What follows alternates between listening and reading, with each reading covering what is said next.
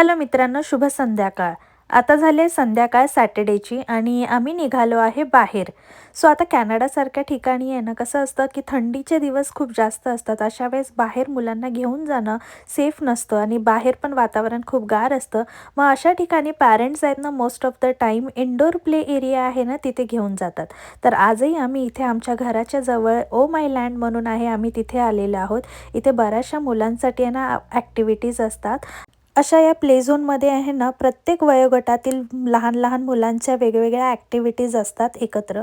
आणि त्या व्यतिरिक्त इथे क्लाइम्बिंग वॉल आहे, बॉल पूल्स आहे, ट्रॅम्पोलिन आणि असं बरंच काही आहे. या व्यतिरिक्त मुलांकडनं इथे आर्ट, क्राफ्ट, सिंगिंग, डान्सिंग आणि त्या व्यतिरिक्त जिम्नॅस्टिक, रनिंग हे असे बरेचसे गेम करूनसुद्धा घेतात. त्यामुळे आपण मस्तपैकी तिथे एन्जॉय करू शकतो ॲज अ पॅरेंट आणि मुलंही त्यांचं एन्जॉय करता येतं त्यांना.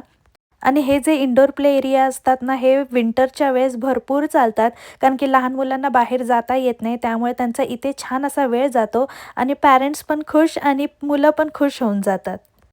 आणि अजून एक खास गोष्ट म्हणजे जर तुम्हाला तुमच्या मुलाचा वाढदिवस कुठे सेलिब्रेट करायचा असेल, तर तुम्ही इथेही करू शकता. इथे त्यांचे बर्थडे पार्टी हॉलसुद्धा आहेत. तर आहे की नाही मजेची गोष्ट? तर अशाच माहितीसाठी व्हिडिओला लाईक करायला विसरू नका. बाय.